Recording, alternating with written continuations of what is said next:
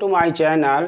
बच्चों, आज हम आपको एमसीक्यू के प्रश्न हल करवाएंगे जो परीक्षा की दृष्टि से बहुत ही महत्वपूर्ण हैं। ठीक, तो चलिए पहला क्वेश्चन देखते हैं कि सही विकल्प चुनिए।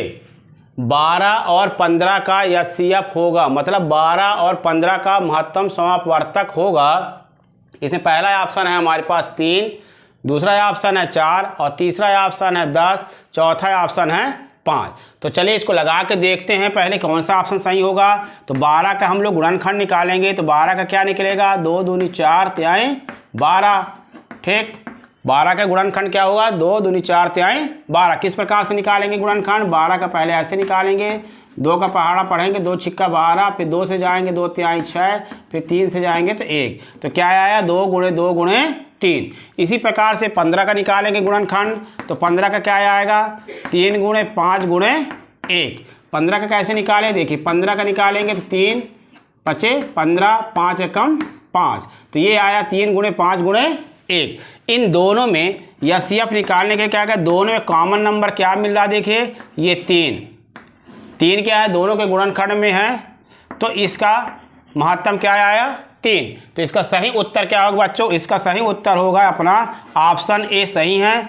ए का क्या है उत्तर 3। अब बच्चों अब सेकंड क्वेश्चन देखेंगे, दूसरा नंबर। यदि द्विघात बहुपद ax² + bx + c के शून्यक अल्फा और बीटा हों तो अल्फा प्लस बीटा का मान होगा। तो अल्फा प्लस बीटा मतलब मूलों के योगफल, तो मूलों के योगफल का मान है, 4 ऑप्शन दिए बच्चों हमारे पास। देखो पहला है b/a, दूसरा ऑप्शन है b/c और तीसरा ऑप्शन है -b/a और चौथा ऑप्शन है -a/c। तो देखिए बच्चों यहाँ पर ax² + bx + c है और अल्फा प्लस बीटा का मान पूछा, तो अल्फा प्लस बीटा मतलब मूलों का योगफल बराबर क्या होता है, -b/a, माइनस x का गुणांक बटे x² का गुणांक। तो यहाँ पर x का गुणांक b है और x² का गुणांक क्या है a, तो इसका सही उत्तर होगा c -b/a। Alpha plus beta बराबर क्या होगा, -b/a, तो इसका करेक्ट आंसर है -b/a। ठीक, अब थर्ड क्वेश्चन देखेंगे बच्चों। यदि a1/a2 बराबर है b1/b2 बराबर नहीं है c1/c2 तो रैखिक समीकरण a1x + b1y + c1 = 0 तथा a2x + b2y + c2 = 0 का 4 उत्तर दिए हैं बच्चों। देखना कंडीशन हमारे पास क्या देखे, a1/a2 बराबर है b1/b2 बराबर नहीं है c1/c2। इसके जो 4 उत्तर दिए हैं कौन सा कंडीशन सही होगा ये बताना है हमको। तो पहला ऑप्शन दिया है एक अद्वितीय हल होगा, एक अद्वितीय हल होगा, दूसरा है कोई हल नहीं होगा, तीसरा ऑप्शन है अंततः अनेक हल होंगे और चौथा है बच्चों इनमें से कोई हल नहीं होगा। तो इसका जो सही उत्तर है इनमें से इसका बी ऑप्शन सही है, कोई हल नहीं होगा, क्योंकि कोई हल नहीं होने का कंडीशन क्या है कि a1/a2 बराबर है b1/b2 बराबर नहीं है c1/c2। तो इसका जो सही उत्तर होगा वो बी ऑप्शन सही होगा, कोई हल नहीं होगा। ठीक है, कोई हल नहीं होगा।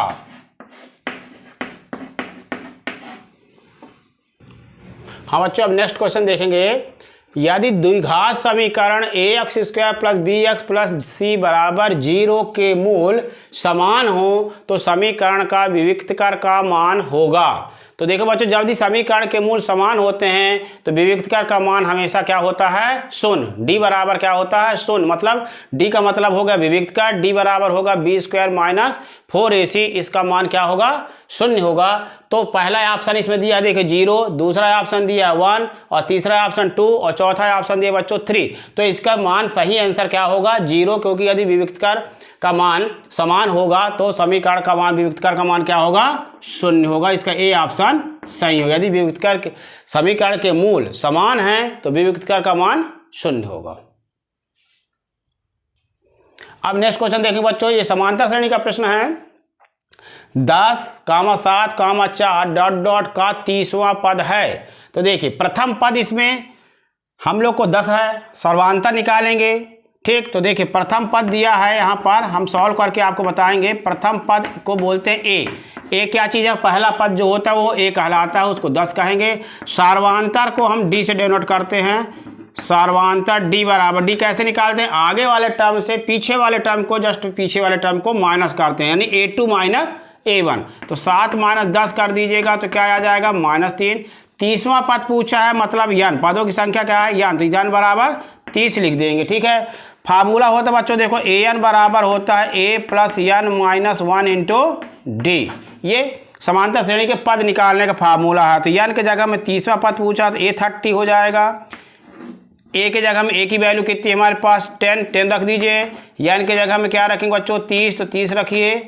और d का मान कितना है -3, इसको हमेशा ब्रैकेट में लगा के रखेंगे ना, क्योंकि माइनस साइन है इसलिए। 10 लिखे, 30 में से 1 घटाइए 29 आया, 29 में से -3 को मल्टीप्लाई करेंगे। ठीक है, तो 10 माइनस 29 का जब हम 3 में मल्टीप्लाई करेंगे तो कितना आएगा 87 आएगा। ठीक है, धन ऋण का गुणा क्या होता है ऋण, ये धन है ये ऋण है, -3 का गुणा क्या हो जाएगा ऋण। 10 से 87 को माइनस कर देंगे तो कितना आ जाएगा -77। तो इसका सही उत्तर क्या होगा बच्चों, इसमें जो 4 ऑप्शन दिए मैं ऑप्शन बताऊं आपको। पहला ऑप्शन है 97, दूसरा है 77, तीसरा ऑप्शन -77 और चौथा ऑप्शन है -87। तो हमारा जो सोल्यूशन किए हम लोग सॉल्व किए जो, तो हमारा आंसर आया -77। इसलिए इसका जो उत्तर होगा वो सी ऑप्शन सही होगा। सी ऑप्शन में क्या लिखा है -77, तो इसका सही उत्तर क्या होगा सी वाला -77।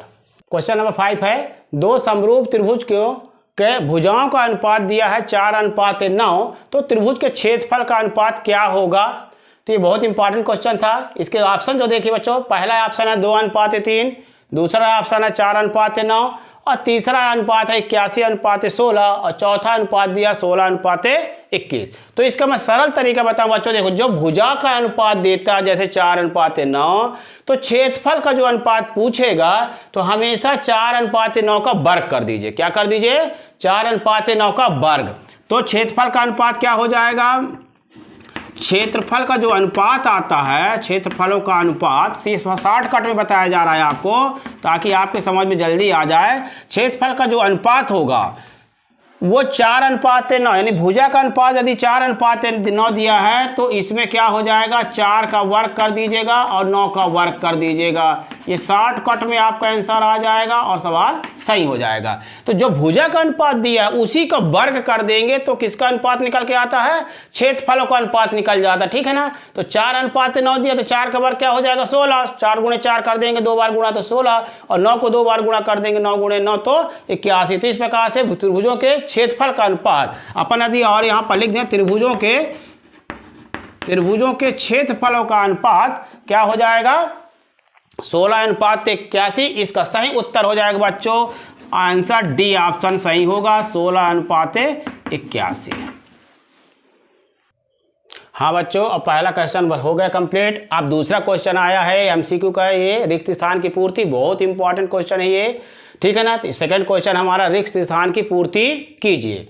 पहला है √2 एक खाली स्थान संख्या है, √2 एक खाली स्थान संख्या है। इसके ऑप्शन भी दिए हैं बच्चों, देखिए परिमेय होगा कि अपरिमेय। तो √2 जो होगा क्या होगा अपरिमेय संख्या होगा। इसका सही उत्तर क्या होगा अपरिमेय संख्या है, इरेशनल नंबर है। ठीक है, जितने रूट वाले सवाल होते हैं बच्चों वो सब क्या कहलाएंगे अपरिमेय कहलाएंगे, चाहे √2 हो, चाहे √3 हो, चाहे √5 हो, ये सब नंबर क्या कहलाते हैं अपरिमेय संख्या कहलाते हैं। ठीक है ना, अब नंबर 2 चलिए, द्विघात बहुपद में, द्विघात बहुपद मतलब ax² + bx + c, ठीक है, उसको हम लोग बोलते हैं द्विघात बहुपद। द्विघात बहुपद में शून्यांकों की अधिकतम संख्या खाली स्थान होती है। तो देखो द्विघात है तो द्विघात के से सब समझ में आता है कि द्विघात है मतलब उसके शून्यांक कितने होंगे 2, उसके जीरोज कितने होंगे 2 होंगे। तो इसका सही उत्तर होगा बच्चों 2। ठीक है, क्योंकि प्रश्न से ही समझ में आता है द्विघात बहुपद इसलिए 2 होंगे। त्रिघात बहुपद होते तो उसके शून्यांक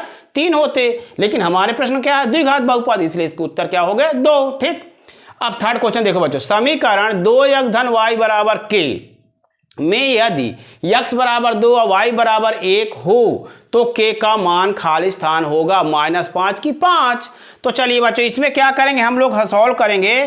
तो 2x धन y बराबर k में हम x बराबर क्या लिखेंगे 2, तो 2 × 2 लिखे, x बराबर क्या रखेंगे 2।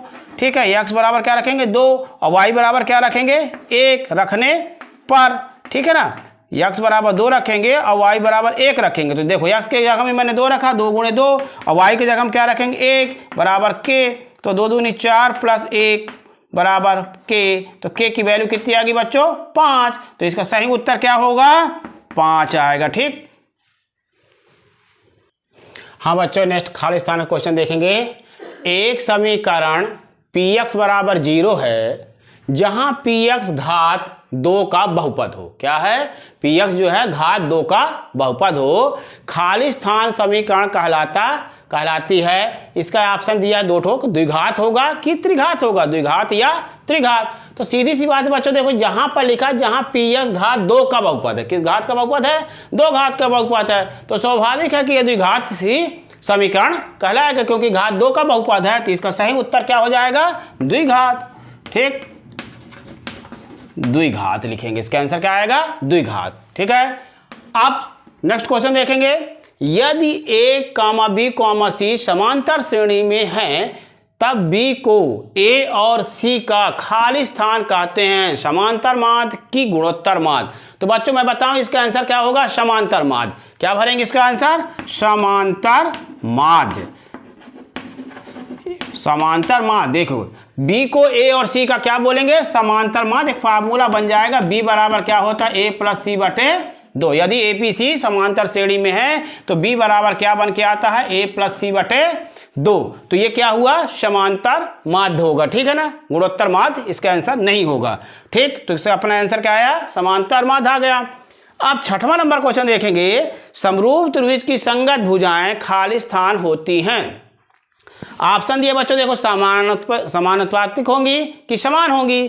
तो हम समरूप त्रिभुज की परिभाषा हमको मालूम है कि समरूप की संगत भुजाएं समानुपातिक होती हैं और संगत कोण क्या होते हैं बराबर होते हैं, और संगत भुजाएं क्या होती हैं समानुपातिक होती हैं। तो इसका क्या हो जाएगा समानुपातिक ही इसका आंसर हम लोग लिखेंगे। ठीक है, तो समानुपातिक होंगे। हाँ बच्चों, अब देखेंगे सही जोड़ी मिलाइए। ठीक है ना, अपना अगला क्वेश्चन है सही जोड़ी मिलाइए। ये सब परीक्षाओं की दृष्टि से बहुत ही इंपॉर्टेंट क्वेश्चन है। MCQ इनको आपको बहुत अच्छे से पढ़ना होगा ताकि इनके अच्छे से नंबर आपके आए। ठीक है ना। तो 9 और 27 का एलसीएम है।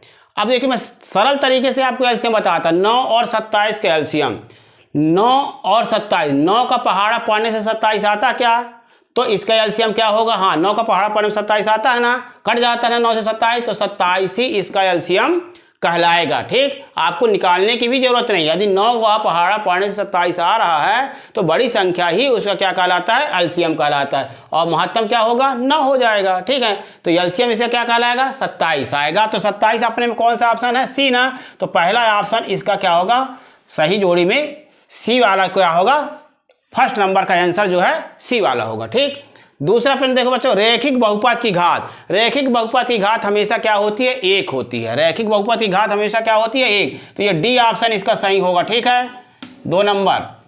ठीक है, 2 नंबर का उत्तर क्या होगा डी वाला। अगला प्रश्न बच्चों देखो, x धन 2y धन 3 बराबर 0 में यदि x बराबर 0 है तो y का मान क्या होगा। ये देखो x बराबर मैं 0 रख दूंगा तो 2y धन 3 बराबर 0 हो जाएगा। तो 2y बराबर क्या आएगा -3, तो y बराबर क्या आएगा -3 बटे 2 आएगा। तो इसका आंसर क्या होगा तीसरा वाला सही होगा। ठीक है ना, इसको मैं लगा के भी समझाता हूं कि देखो यदि x धन 2y यहाँ पर लगाता हूं, देखो x धन 2y प्लस 3 बराबर 0 है, और यहाँ पर हमें दिया है x की वैल्यू 0 रखो। तो जब हम 0 रख देंगे यहाँ पर देखो तो 2y धन 3 बराबर क्या हो जाएगा 0। तो 2y बराबर क्या होगा धन 3 उधर जाएगा तो -3 हो जाएगा। तो y बराबर क्या आएगा -3 बटे 2। तो -3 बटे 2 हमारे ई ऑप्शन में है इसमें। तो इसका जो तीसरे नंबर क्वेश्चन का आंसर क्या होगा ई वाला सही होगा। फिर चौथा देखो, द्विघात समीकरण x² - 1 बराबर 0 के मूल। तो x² बराबर -1 के 0 के मूल, इसको हम सॉल्व करते हैं। यहाँ पर देखो x² - 1 बराबर 0 है, ये इसमें एक बार x² बराबर क्या हो जाएगा 1, -1 उधर ट्रांसफर करेंगे पक्षांतर करेंगे तो 1 हो जाएगा। तो x बराबर क्या आएगा +-√1। तो x की वैल्यू +-1, मतलब x का आंसर 1 भी आएगा और -1 आएगा। तो इसका सही उत्तर क्या होगा F नंबर। तो 4 नंबर का उत्तर क्या कहलाएगा F नंबर का। ठीक है ना। फिर बच्चों देखो पांचवा है समांतर श्रेणी का अनुपात। तो समांतर श्रेणी का अनुपात को हमें सूत्र याद है ना, an बराबर a plus n minus 1 into D होता है। तो इसका सही आंसर क्या कहलाएगा, ये पांचवा नंबर का सही आंसर ये होगा जी वाला, an बराबर a plus n minus 1 into D. और छठवां प्रश्न बच्चों देखो बहुत अच्छा प्रश्न है, सभी वर्ग होते हैं, तो सभी वर्ग क्या होते हैं, समरूप होते हैं। तो ये छठवां नंबर एच नंबर इसका जो आंसर है एच वाला समरूप, ये छठवें नंबर प्रश्न का आंसर क्या होगा, समरूप। हाँ बच्चों अब क्वेश्चन नंबर 4 है, एक शब्द या वाक्य में उत्तर दीजिए। अच्छा क्वेश्चन है, देखिए यदि किसी द्विघात समीकरण के विविक्तकर का मान ऋणात्मक है तो उस समीकरण के मूलों की प्रकृति कैसी होगी।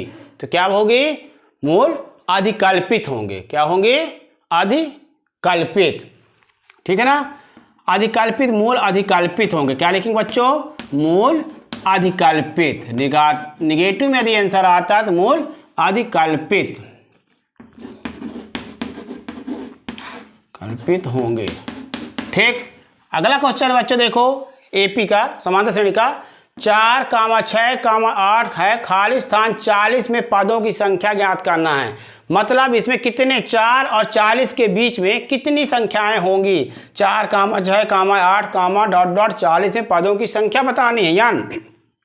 तो देखो प्रथम पद क्या हुआ, यहाँ पर प्रथम पद हम ए को बोलेंगे, ए बराबर 4 है। सर्वांतर कैसे निकालते हैं, मतलब डी, सर्वांतर डी आगे से पीछे को माइनस करो बच्चों, 6 - 4 के 2, और ये ए एन है अंतिम पद, या भी से दर्शाते हैं या ए एन से भी दर्शाते हैं। ए एन बराबर क्या है 40, तो ए एन का फार्मूला क्या होता है, A plus N minus 1 into D. A N के जगह में 40 रखिए, ए के जगह में ए का मान 4 रखिए, एन अपने को ज्ञात करना बच्चों, तो एन माइनस 1 और डी अपने पास क्या है 2। ठीक है, अब ध्यान दीजिए 40 तो लिखा मैंने, ये प्लस 4 को इधर ले आया, क्या पक्षांतर, तो -4 हुआ। ये n माइनस 1 और ये 2 को लिखे रहने दीजिए। ठीक है, 40 से 4 घटा दो बच्चों, कितना आया 36। ये 2 को क्या करेंगे, नीचे भेज दिए हम लोगों, तो क्या बचा n माइनस 1। 2 से 36 को काटे तो क्या आया 18, तो n माइनस 1 बराबर क्या होगा बच्चों 18। तो n बराबर क्या होगा 18, ये -1 उधर जाएगा तो +1 हो जाएगा, तो n बराबर क्या है बच्चों 19। तो इसका जो आंसर होगा देखो 4, 6, 8 ...डॉट के 40 पदों की संख्या क्या कहलाएगी 19। तो इसका आंसर बच्चों क्या आएगा 19 आएगा। ठीक, हाँ बच्चों अगला क्वेश्चन देखो, क्या भुजाओं 6 सेंटीमीटर, 8 सेंटीमीटर और 10 सेंटीमीटर से निर्मित त्रिभुज समकोण त्रिभुज होगा। तो हाँ होगा, कैसे होगा देखिए, ए बराबर मान लो बच्चों 6 सेंटीमीटर मान लेता हूँ, बी बराबर क्या मानता हूँ 8 सेंटीमीटर, और सी बराबर क्या होगा 10 सेंटीमीटर। तो पाइथागोरस प्रमेय के विलोम से, पाइथागोरस प्रमेय के विलोम, पाइथागोरस प्रमेय के विलोम से देखो, पाइथागोरस प्रमेय के विलोम से यदि सी स्क्वायर बराबर ए स्क्वायर प्लस बी स्क्वायर हो जाएगा तो ये समकोण त्रिभुज होगा। ठीक है, यानी कोई दो भुजा का वर्ग करके तीसरी भुजा के वर्ग के बराबर यदि आता है, दो भुजाओं का वर्ग का योग किसी तीसरी भुजा के वर्ग के बराबर आता है, तो पाइथागोरस प्रमेय के विलोम से ये समकोण त्रिभुज होगा। ठीक है ना, तो देखिए हम लोग 10 का वर्ग किए, सी का मान तो हमारे पास 10 है, ए का मान हमारे पास 6 है, 6 का वर्ग, और बी का मान हमारे पास बच्चों 8 था, तो 8 का वर्ग किए, 10 का वर्ग 100 हो गया, 6 का वर्ग 36 हो गया, 8 का वर्ग कितना होगा 64 हो गया, तो 100 बराबर क्या हो गया 100, दोनों पक्ष बराबर हो गए। तो पाइथागोरस प्रमेय के विलोम से ये जो त्रिभुज की भुजाएं दी गई हैं 6 सेंटीमीटर, 8 सेंटीमीटर और 10 सेंटीमीटर, ये समकोण त्रिभुज की भुजाएं हैं। हाँ बच्चों अगला क्वेश्चन देखिए, पाइथागोरस प्रमेय का कथन लिखिए। क्या है, पाइथागोरस प्रमेय का कथन को लिखिए। तो बच्चों पाइथागोरस प्रमेय क्या है बच्चों, देखो एक समकोण त्रिभुज में, एक समकोण त्रिभुज में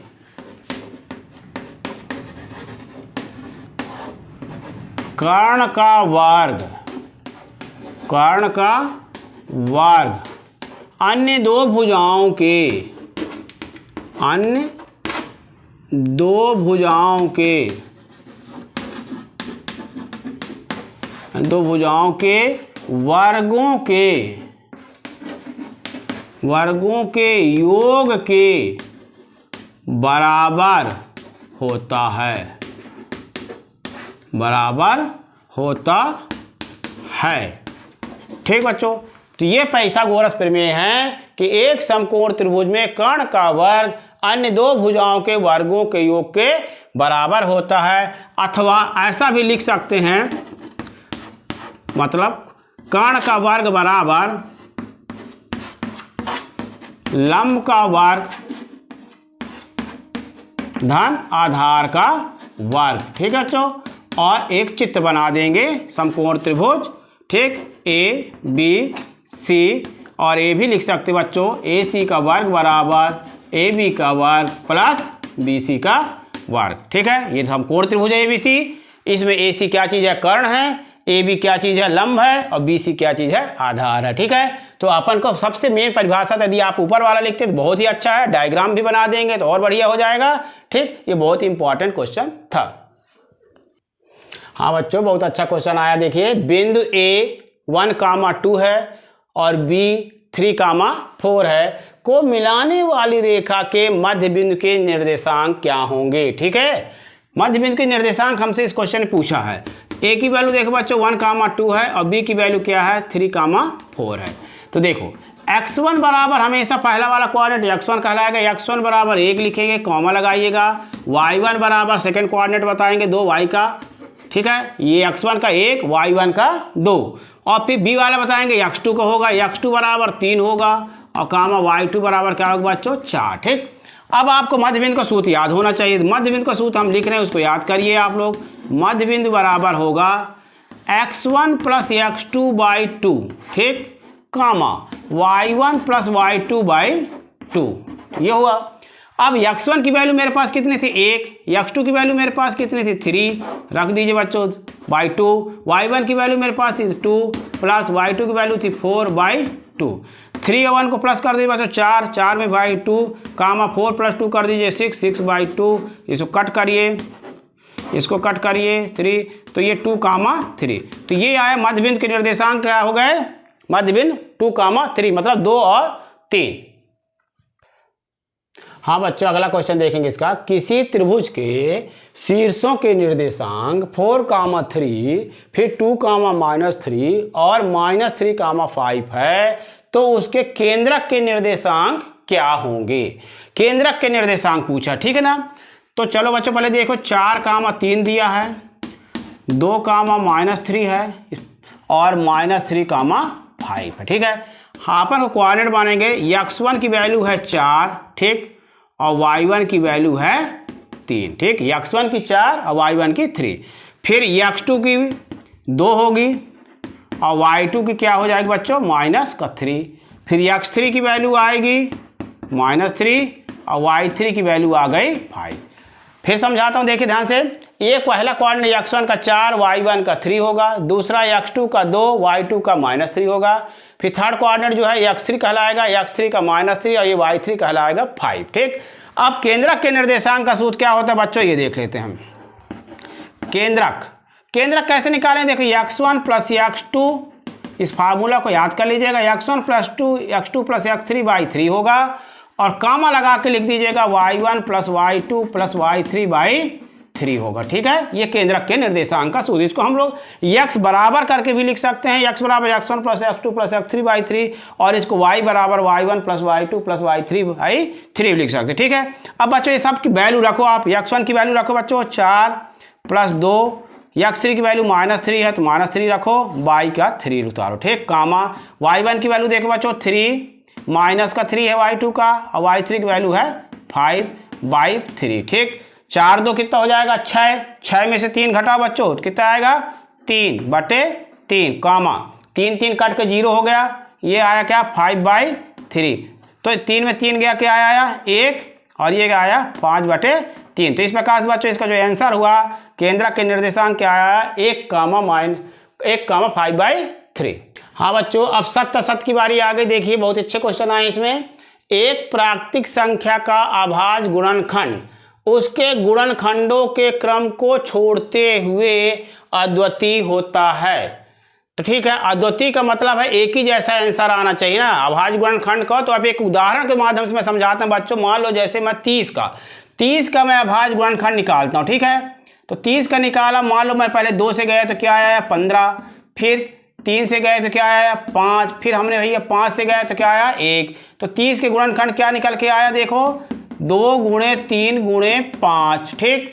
फिर हमने 30 का फिर से निकाला, देखो अब मैं 3 से जाऊंगा, ठीक है। 3 से गया तो 3 दाम 30, फिर 5 से गया तो 5 दूनी 10, फिर 2 आ गया, ठीक। तो दोबारा जब निकाला तो 30 का क्या आया 3 गुणे 5 गुणे 2 आ गया। और फिर मैं 30 का निकाला इस टाइप से, मैंने क्रम को बदल के। मान लीजिए जब मैं 5 से चला जाता हूँ तो 5 6 का 30, फिर मैं 3 से चला गया तो 3 दूनी 6, फिर मैं 2 से चला गया तो 1, ठीक। इस प्रकार से कई तरीके से बन सकते हैं। तो देखिए 30 का गुणनखंड फिर निकाल के लाए हम लोग, तो क्या है बच्चों 5 गुणे 3 गुणे 2। तो देखो इसमें क्या है, जैसे हमने 30 का निकाला और भी कोई नंबर को अपन निकाल सकते हैं। तो इसमें खाली गुणनखंड 2 3 5 ही आ रहा ना, क्या आ रहा गुणनखंड में संख्या जो आ रही है क्या आ रही है 2 3 और 5 ही आ रही, बस आगे पीछे होके आ रही हैं। इसके अलावा 2 3 5 के अलावा कोई दूसरी संख्या नहीं आ रही, एक ही संख्या आ रही है। तो इसका सही उत्तर क्या है, मतलब अद्वितीय है। तो मतलब ये सत्य है। क्या है बच्चों, सत्य है। मतलब मेरा कहने का मतलब जो 30 के गुणनखंड निकाले तो 2 3 5 ही आया, 2 3 5 3 2 आया, इधर 3 5 2 आया, पर आया क्या 2 3 5, यानी एक ही संख्या बार बार आ जा रही है, आगे पीछे होके आ रही है। तो मतलब अद्वितीय है। अद्वितीय का मतलब जिसका एक ही उत्तर हो, ठीक। तो इसका उत्तर क्या होगा, ये सत्य है कथन, ठीक है। अब अगला प्रश्न देखेंगे बच्चों, यदि ax प्लस बी बराबर 0 एक द्विघात समीकरण है, द्विघात तो नहीं होगा क्योंकि द्विघात समीकरण होने के लिए क्या होगा, यहाँ पर वर्ग होना चाहिए, स्क्वायर होना चाहिए, पावर दो घात लगा होना चाहिए, इसलिए ये सत्य नहीं होगा, ये असत्य होगा, ठीक है ना, क्योंकि ये द्विघात समीकरण नहीं है। फिर देखो बच्चों अगला, यदि एक त्रिभुज के दो कोण एक अन्य त्रिभुज के दो कोण बराबर हों तो त्रिभुज क्या हो गए, समरूप होते हैं, ये सत्य होगा, ठीक। हाँ बच्चों अगला क्वेश्चन उसी को देखेंगे। किसी बिंदु का भुज शून्य है, मतलब x कोऑर्डिनेट उसका शून्य है, x निर्देशांक शून्य है, और कोटि 3 है, मतलब कोटि बोलेंगे y कोऑर्डिनेट को, y निर्देशांक को हम लोग क्या बोलते हैं कोटि, और x अक्ष के निर्देशांक को क्या कहते हैं भुज, ठीक है, याद है, ध्यान रहेगा ना। x अक्ष के निर्देशांक को भुज बोलेंगे और y अक्ष के निर्देशांक को कोटि। तो मतलब x अक्ष का निर्देशांक भुज बने 0 है और कोटि कितने बच्चों 3 है, 0 3, तब वह x अक्ष पर स्थित होगा। फिर से एक बार प्रश्न रिपीट करता हूं, किसी बिंदु का भुज शून्य है और कोटि उसकी 3 है, तब वह x अक्ष पर स्थित होगा। अपने को सत्य सत्य बताना। तो x अक्ष पर देखो, ये x अक्ष पर है, नहीं होगा, x अक्ष पर स्थित होगा तो y निर्देशांक क्या होना चाहिए, शून्य होना चाहिए, ठीक है ना। ये x अक्ष पर है तो इसके y निर्देशांक को शून्य होना चाहिए, जबकि यहाँ y निर्देशांक क्या दिया है 3 दिया है, इसलिए ये सत्य कथन क्या हो जाएगा बच्चों, असत्य होगा। अब मैं सरल तरीके से बताऊं, यदि x अक्ष पर स्थित है तो y का निर्देशांक y कोऑर्डिनेट को 0 होगा तो सत्य होगा, यदि y अक्ष पर स्थित है तो x निर्देशांक को शून्य होना चाहिए। तो ये जो प्रश्न आया 0 3, ये y अक्ष पर स्थित है, किस अक्ष पर स्थित है, y अक्ष पर स्थित है, और हमारा प्रश्न पूछ रहा है x अक्ष पर स्थित है क्या, तो इसलिए अब कथन क्या होगा, असत्य होगा। अगला प्रश्न देखेंगे, यदि किसी बिंदु पर p के निर्देशांक 2,5 हों तो 5 को p का भुज कहेंगे। 5 क्या चीज है बताओ, 2,5 में 2,5 में 5 क्या है, भुज नहीं है, भुज क्या है, x अक्ष के निर्देशांक का भुज बोलते हैं। तो x अक्ष का निर्देशांक क्या दिया, भुज दिया इसमें 2, और कोटि जबकि दिया है 5। और प्रश्न हमसे पूछ रहा है 5 को भुज कहते हैं क्या, 5 को भुज नहीं कहते, 5 को क्या कहेंगे हम लोग, कोटि कहेंगे। y का निर्देशांक में 5 है ना, तो y के निर्देशांक को क्या कहते हैं, कोटि कहते हैं। और यहाँ पर प्रश्न पूछ रहा 5 को p का भुज कहेंगे, भुज नहीं कहेंगे, भुज तो यहाँ पर क्या है 2 है, इसलिए इसका उत्तर क्या हो जाएगा, ये भी असत्य हो जाएगा, ठीक है बच्चों।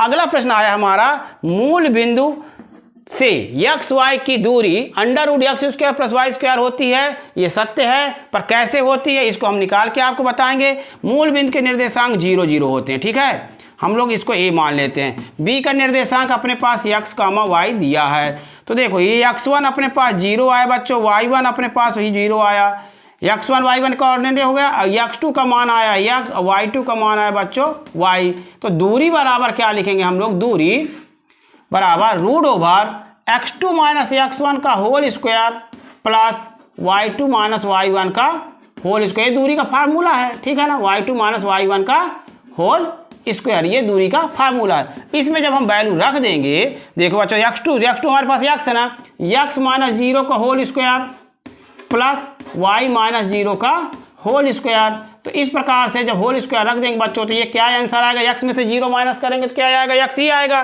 तो x का स्क्वायर हो जाएगा, और y माइनस 0 करेंगे तो y आएगा, y का स्क्वायर क्या होगा, y स्क्वायर आएगा।